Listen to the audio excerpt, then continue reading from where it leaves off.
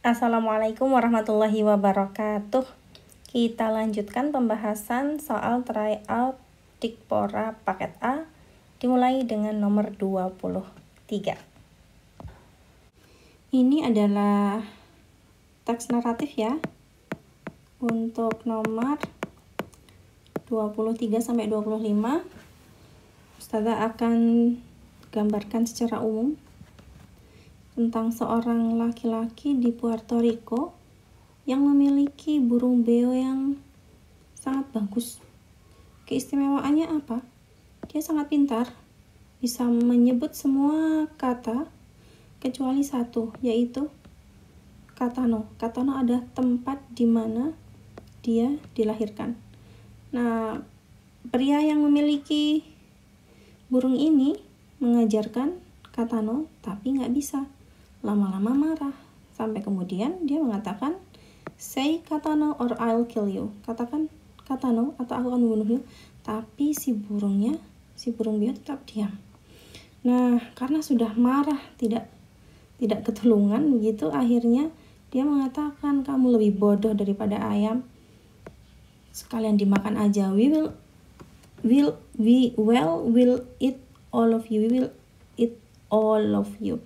Nah, akhirnya dia dimasukkan ke kandang ayam bersama dengan 4 ayam yang akan dijadikan sebagai makan malam di hari Minggu. Nah, besoknya si mas-mas ini masuk ke kandang, buka pintu, dan dia sangat kaget. Kenapa? Karena dia melihat 3 ayam itu sudah mati, dan kemudian si burung beo itu dilihatnya sedang berteriak ke ayam yang keempat, yaitu ayam terakhir, dan mengatakan, katakan kata no atau aku akan membunuhmu. Itu kurang lebih ya ceritanya. Baik, mari kita lihat soal nomor 23. Ceritanya tentang apa? Tentang burung beo ya, tentang burung beo dan masnya itu. Nah, tapi kita lihat pilihannya, ada burung beo yang nggak sabar, pintar, burung beo dan kebiasaannya, serta burung beo dan ayam. Agak bingung? Nah, untunglah di sini ada sebuah kata kunci. Very, very smart. It was very, very smart. Okay, this parrot would say any word except one. Nah, sehingga itu menjadi petunjuk untuk kita memilih jawaban B.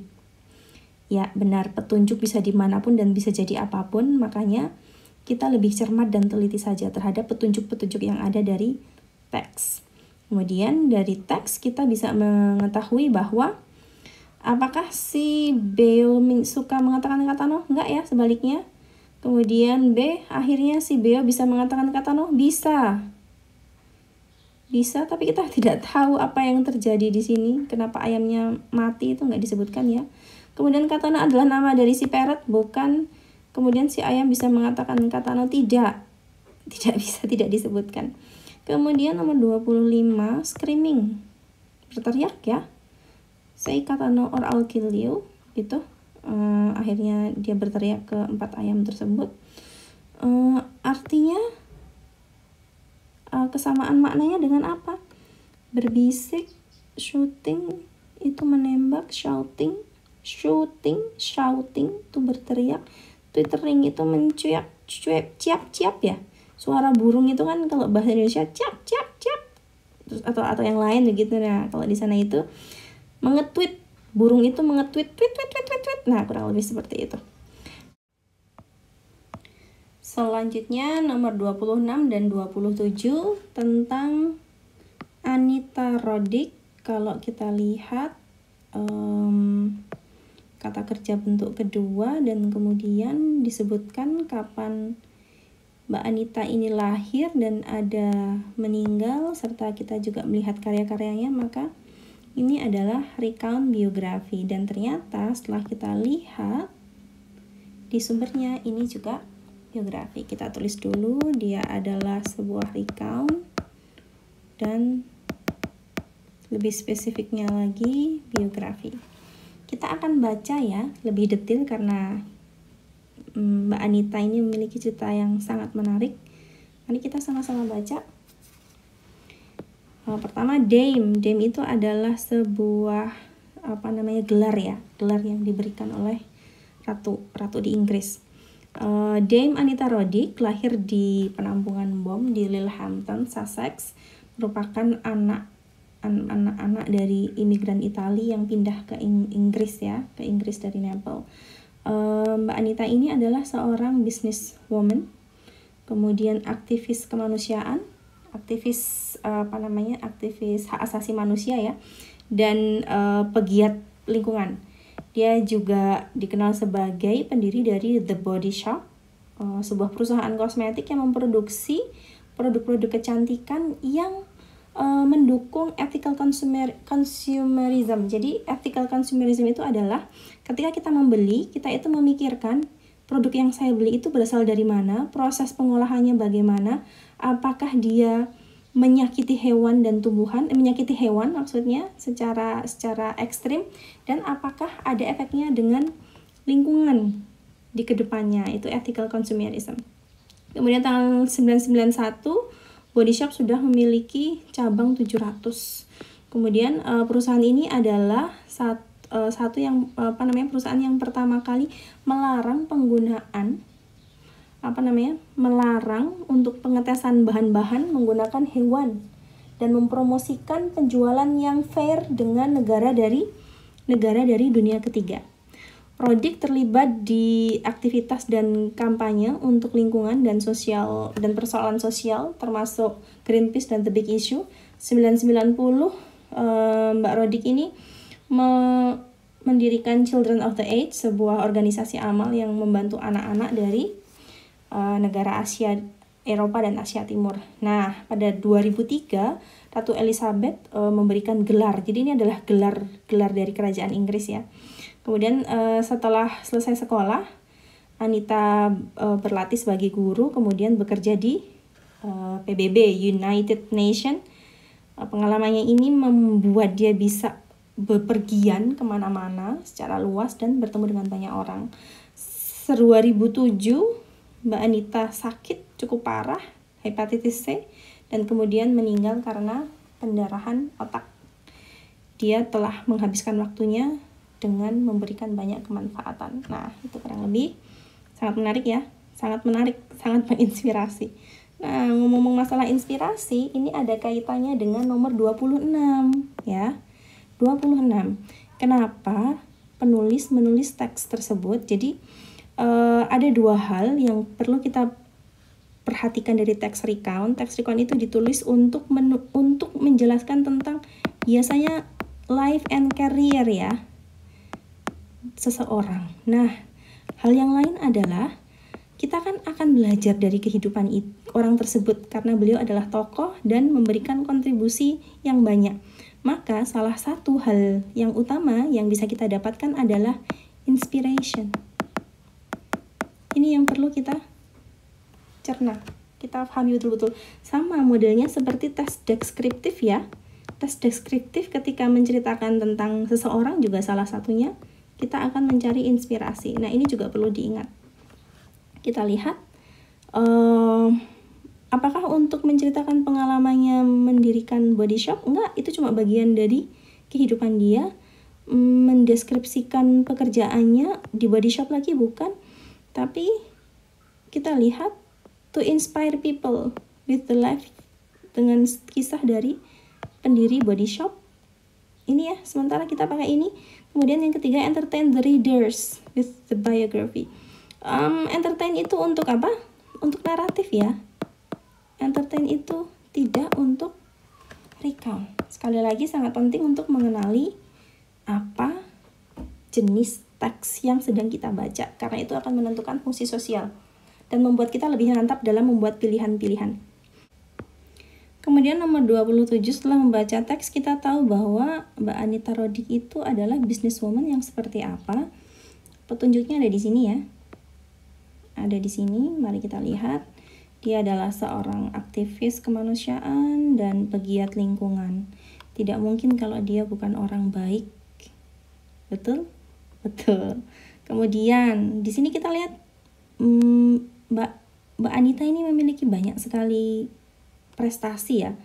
membuat charity, organisasi amal, kemudian terlibat di Greenpeace, Big Issue, sampai Queen Elizabeth itu memberikan sebuah gelar.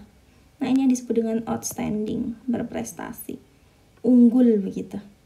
Kooperatif dan kreatif, apakah disebutkan bagaimana Mbak Anita ini bekerja sama dengan orang? Tidak. Tricky, penuh tipu daya dan jujur. Penuh tipu daya dan jujur. Enggak ya, tidak ada yang menyebutkan hal tersebut. Kemudian kaya dan pelit, bahkan kebalikannya, sangat generous, sangat baik hati. Sehingga jawabannya adalah A. Oh iya, ini ternyata salah ya. Tadi kita jawabannya apa? To inspire ya. Tadi kecoret. To inspire people. Oke, berarti jawaban untuk 26 adalah C. Dan kemudian jawaban untuk 27 adalah A. Masuk ke nomor 28 hingga nomor 30 tentang Nyi Roro Kidul. Kalau kita lihat di bawah itu Geositis kok bau-baunya report ya. Serius begitu. Tapi ternyata begitu kita lihat kalimat pertama, once upon a time. Oh, dia adalah teks naratif. Report tidak akan dimulai dengan once upon a time. Kita baca secara umum. Pada suatu hari ada seorang putri yang bernama Kadita. Karena kecantikannya dia dipanggil sebagai Dewi Srengenge, yang artinya Dewi Matahari. Ayahnya adalah Raja Munding Wangi. Meskipun memiliki anak yang cantik, tapi tidak bahagia beliaunya karena dia mengharapkan anak laki-laki. Raja kemudian memutuskan untuk menikahi Dewi Mutiara. Akhirnya Dewi Mutiara memiliki putra, dan Dewi Mutiara menginginkan agar anaknya menjadi raja di masa depan. Dia meminta raja untuk mengusir ya, send away itu, mengusir Kadita tadi. Raja tidak setuju. Dewi Mutiara kemudian memanggil Black Wizard, itu penyihir hitam, untuk mengutuk Kadita. Dia ingin Kadita badannya dipenuhi dengan ulcer itu apa? Bisul borok. Berhasil. Kemudian badannya Kadita baunya ampun gitu ya.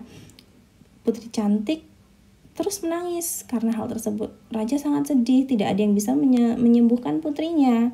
Kemudian raja tidak ingin anaknya menjadi rumor, menjadi bahan pembicaraan kan, sehingga dia akhirnya tidak mau mengusir putrinya. Putri yang malang tidak tahu kemana harus pergi, akan tetapi dia memiliki hati yang bersih, noble heart, mulia gitu ya, baik. Dia tidak memiliki perasaan buruk terhadap ibu tirinya.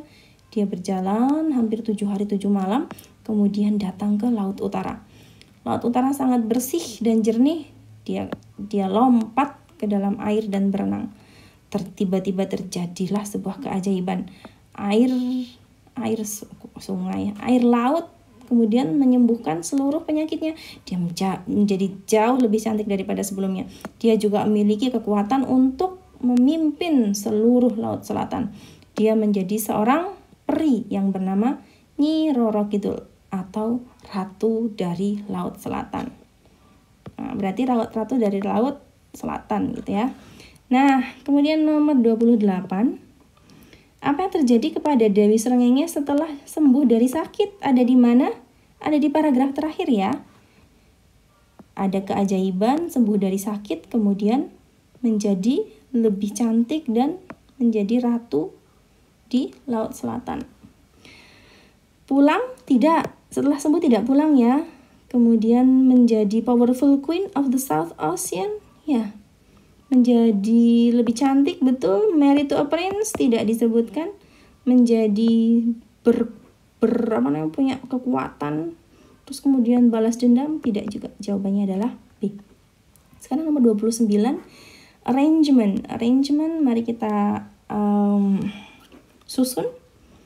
Kita awali dengan biasanya menggunakan kata the ya. Coba kita the. Oh iya, apalagi di sini semua ada 7 berarti the. Kita coba the berarti 7. The king 1. Kemudian kata kerjanya decided 5. Decided itu ditemani oleh to, decided to ya. Itu pasangannya.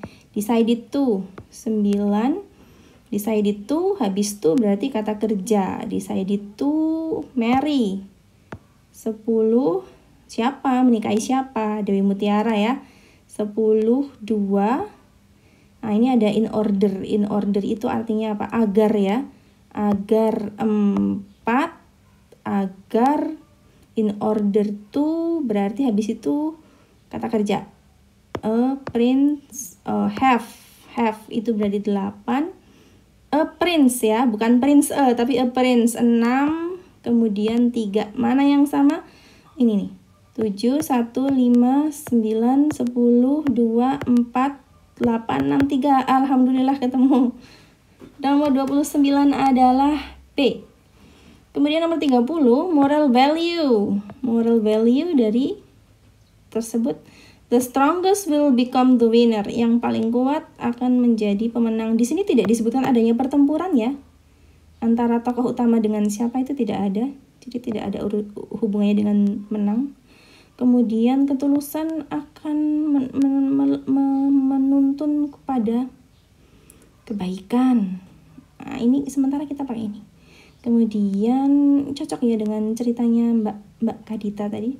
Kecantikan akan membantumu ketika kamu mendapatkan masalah. Tidak disebutkan bahwa kecantikannya Mbak Kadita pada akhirnya membuat dia sukses, itu tidak disebutkan. Terus kemudian yang D, orang yang penuh tipu daya akan menjadi pemenang.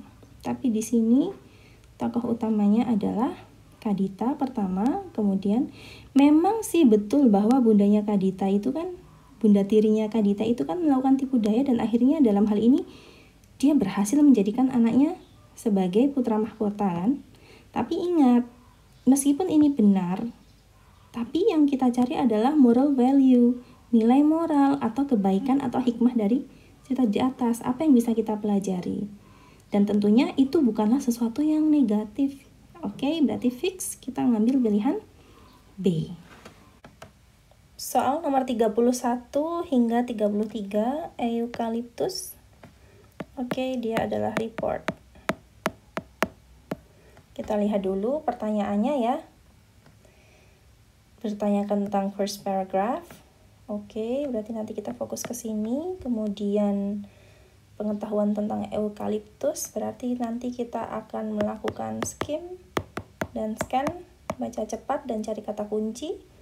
Kemudian kata sprout di second paragraph, nanti kita cari. Oke, pertama, apa topik dari topik ya, jadi apa yang dibicarakan di kalimat paragraf pertama. Kita lihat di sini ada mengatakan tentang bark, itu kulit, halus, berserat, berserabut, keras. Terus dia bicara tentang daun, kemudian tentang kelopak dan mahkota, kemudian tentang buahnya. Oke, itu ya. Physical appearance, sementara kita ambil ini ya, karena ini semua tentang kondisi fisiknya. Kemudian flower and leaves, iya tapi bagiannya. Spesies, iya tapi bagian sedikit. Origin, tidak. Origin itu ada di paragraf kedua nih, ada native. Nah, sehingga jawabannya adalah A. Soal nomor 32. Berdasarkan teks kita tahu bahwa eukaliptus. Mari kita cari kata kunci ya. Kita cari kata kunci. Kita baca cepat dulu. Pertama tentang physical appearance, yang kedua itu tentang origin ya. Kemudian yang ketiga itu tentang persebaran ya, ini dari Australia kemudian kemana. Kemudian juga bicara tentang manfaat, itu di sini ada persebaran dan manfaat. Cukup cari kata-kata kunci saja. Kata kunci bisa didapat dari mana? Pertama, kalimat pertama. Kedua, cari kata kerjanya. Kemudian yang ketiga itu very in size. Oke, berarti bicara tentang size and habit. Size ya, ukuran. Baik, pertama, popular for its flower. Oke, kata kuncinya apa? Popular. For its flower ada di mana? Kurang lebih, ayo kita cari. Mungkin kata yang muncul adalah popular, mungkin ada kosakata yang mirip, sinonim atau serupa. Oke, ternyata ada di sini. Kita lihat valuable. Apakah bisa kita cari jawabannya? Coba ya, dibaca. Kita baca. Eukaliptus tumbuh di banyak negara dan cepat berkembang serta memiliki valuable timber. Nah, ini dia valuable timber. Apa valuable timber? Kayu yang sangat bermanfaat. Oke, bisa digunakan untuk pulp, produksi madu dan essential oil. Sehingga fix jawaban kita adalah salah untuk A. Di sini memang disebutkan flower ya, tapi tidak disebutkan bahwa dikenal itu karena bunganya. Nah, di sini udah jelas valuable, yang sangat berharga itu kayunya. Kemudian smooth leaves, oke, yang B smooth leaves. Apa kata kunci yang bisa kita pakai? Apakah smooth? Leaves-nya ya, kata bendanya leaves. Coba kita cari leaf. Oh, ini dia sudah dilingkari. Leaf-nya itu memiliki kelenjar minyak. Sedangkan di sini smooth itu lembut, kelenjar minyak itu kan oily ya. Licin berarti salah. Kemudian yang C has single stem. Cabangnya satu. Coba kita lihat, trees usually have single stem. Oh, ini nih stem ya.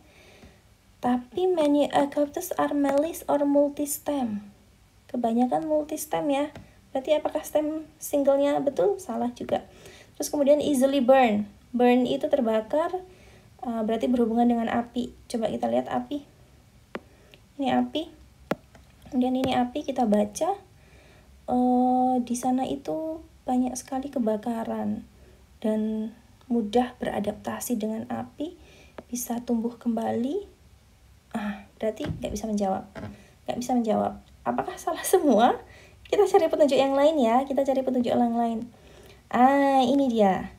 In some countries, di beberapa negara, mereka dipindahkan karena mereka highly flammable. Flammable. Artinya apa? Mudah terbakar. Berarti mereka main apa nih? Main sinonim. Easily burn. Mudah terbakar. Jawabannya adalah D. Oke, sekarang kita masuk ke nomor 33, resprout. Oke. Tumbuh kembali setelah kebakaran atau memiliki biji yang selamat dari api. Resprout apa artinya? Kembali, sprout itu berkecambah ya. Berkecambah itu menunjukkan daun-daun ya, kurang lebih. Mari kita lihat yang artinya dekat dengan berkecambah. Grow smaller, tumbuh menjadi lebih kecil, tidak. Wither slowly, meranggas.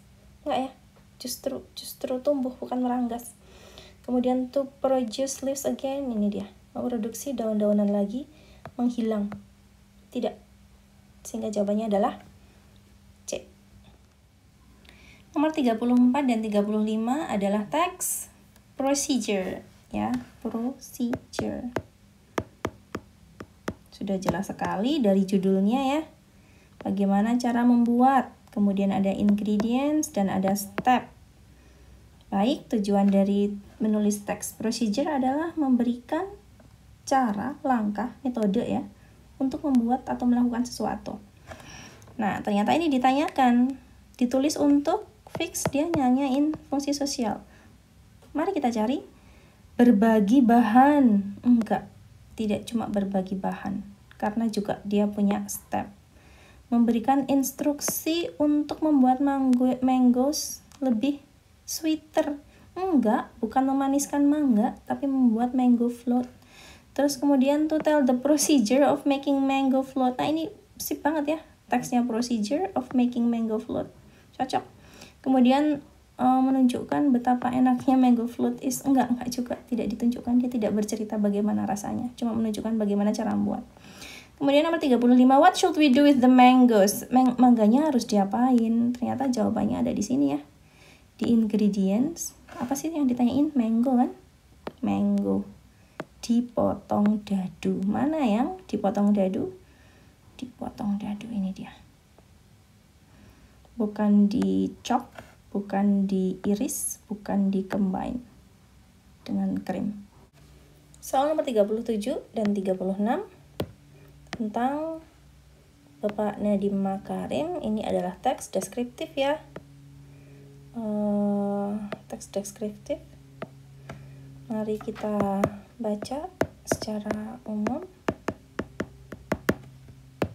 Nadiem Makarim adalah Menteri Pendidikan dan Kebudayaan Indonesia saat ini. Lahir di mana, ayah ibunya siapa, dan kemudian ini ayahnya siapa, terus kemudian siapa istrinya dan berapa anaknya. Ini ciri fisik, langsing, tinggi, hidung mancung, dan lain sebagainya. Kemudian ciri karakter dia, baik, rendah hati kepada orang lain, juga brilian, memiliki beberapa ide-ide untuk sistem pendidikan Indonesia. Sebelumnya dia juga menjadi pendiri Gojek, startup Indonesia pertama yang dijalankan sampai dipilih menjadi menteri oleh presiden. Jadi teks ini bicara tentang apa? Secara umum, kalau itu adalah teks deskriptif, itu ada di kalimat pertama, paragraf pertama, yaitu tentang Pak Nadiem Makarim. Nah, tapi ternyata kita lihat pilihan jawabannya. Nadiem Makarim, karir dan pendidikannya enggak disebutkan ya, enggak. Terus kemudian Makarim Program in Education, betul bahwa beliau adalah Menteri Pendidikan, tapi tidak di sini tidak dibahas programnya apa. Satu dari Menteri Pendidikan Indonesia boleh jadi, kemudian Indonesia's Minister of Education and Culture. Ya, inilah Bapak Nadiem Makarim, Menteri Pendidikan dan Kebudayaan Indonesia. Kalimat pertama. Kemudian dari teks kita tahu bahwa Nadiem Makarim, apa jawabannya? Kaku, pemberani, bijak, sopan, pintar, baik hati, adil, terbuka. Semuanya bagus-bagus, tapi mana yang ditunjukkan oleh teks? Nah, ini ternyata very kind and humble to other people. Friendly ya. Terus kemudian he is a brilliant man as well. Brilliant sinonim dari smart. Jawabannya adalah C. Masuk ke nomor 38 dan 39 tentang pelangi, dan ini adalah text report. Kosakatanya susah ya, dan topiknya juga kita tidak terlalu dekat, tapi tidak usah khawatir. Tidak semua text report kita harus membacanya secara utuh. Contohnya yang satu ini. Pertanyaan nomor 38. Teks ini ditulis untuk, karena dia adalah report dan pada dasarnya report adalah deskriptif yang ilmiah. Jadi teks deskripsi yang ilmiah, maka kita akan menjawab A. Menjelaskan deskripsi umum tentang pelangi. Kemudian nomor 39, dari teks kita tahu bahwa pelangi biasanya ketik bla bla bla ketika kita melihatnya. Apakah harus dibaca semua? Tidak perlu. Coba kita pakai kata kunci si, melihat. Ada di mana? Ada di sini. Nah, kita baca. Pelangi bisa berbentuk lingkaran, tetapi pengamat biasanya melihat dalam bentuk arc. Dan arc itu artinya adalah curvy. Tepat seperti ini. Sekarang kita masuk ke nomor 40. Biasanya text song ya. Kita baca bersama-sama. Kamu adalah rotiku ketika aku lapar. Kamu adalah tempat berteduhku dari angin yang kencang. Kamu adalah jangkar di lautan kehidupanku. Tapi terlebih dari itu, kamu adalah sahabat terbaikku. Ketika aku membutuhkan harapan dan inspirasi, kamu selalu kuat, dan ketika aku lelah dan lemah. Ketika kamu selalu kuat ketika aku lelah dan lemah. Aku bisa mencari di seluruh dunia, kamu masih menjadi, you are still be everything that I need. Kamu masih menjadi apapun yang aku butuhkan. Semua yang aku butuhkan. Nomor 40, apa pesan dari teks? Teman baik adalah seseorang yang selalu membutuhkan bantuan kita. Tidak ya, tidak sesuai. Kemudian setiap orang membutuhkan teman yang kuat dan kaya. Tidak disebutkan juga tentang kaya.